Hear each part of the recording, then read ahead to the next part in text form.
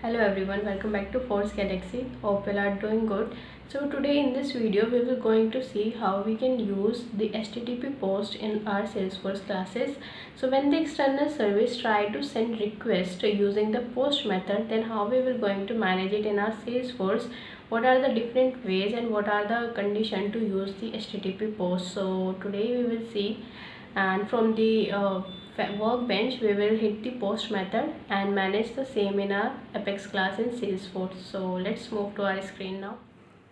So this is our class REST API custom. So this is the same class which we have used earlier for the get request. So this is the get method which we have discussed in our last video. So those who don't know, didn't check out, can go to my previous video and check how we can use the HTTP get.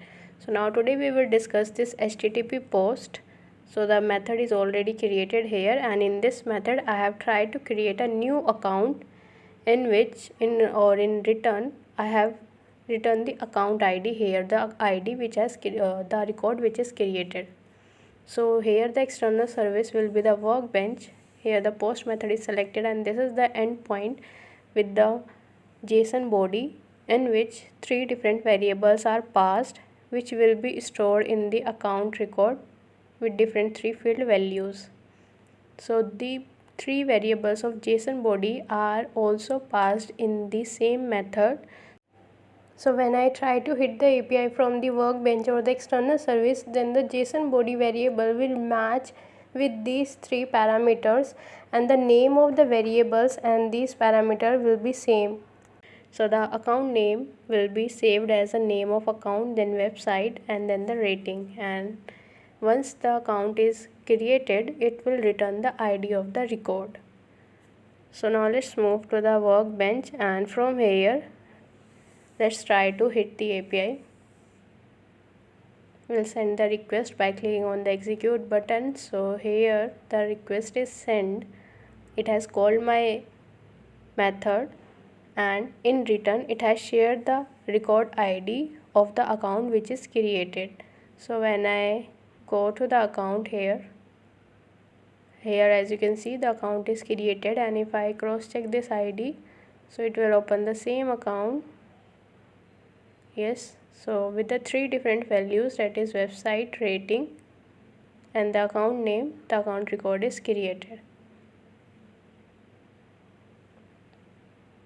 So now here this is only for the just for the three variables I have passed. Now if the scenario comes when my JSON body has number of variable or it has related record also, so in this case what we have to do, will we pass the more number of parameters? No, as the limit of the parameter is also 32, that is I think the 32 parameters can only be passed in this method.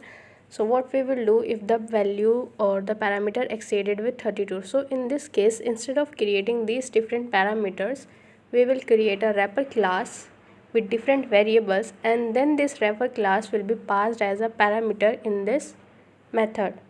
So we will try this method also and try to hit the API from the external service and see whether my account will create or not. So we need to hide the previous one, because a one class can have only one HTTP post or one method, HTTP method of same.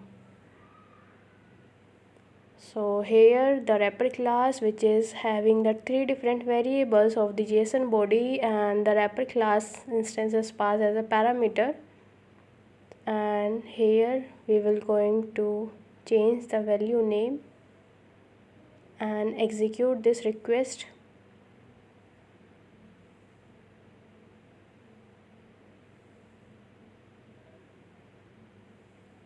So yes, let's see the response. It has written again the ID. Now let's cross check this ID.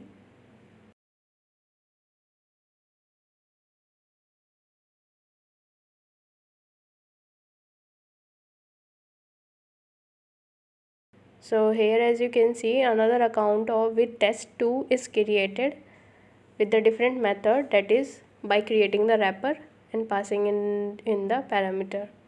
So these are the two different ways using which we can handle the post method, HTTP post. in our web service classes. For the reference, you can also go through the Salesforce article where the reference class is used for the web services classes, and the different variables are used to parse the JSON and to insert the record. So I will share the link in the description section, so you can go through this also. Thank you. Hope you guys enjoy the video, and if you have any questions, to let me know in the comment section, or you can reach me out on LinkedIn, and we will see you soon in the next video with a different method. So till then, take care. Goodbye.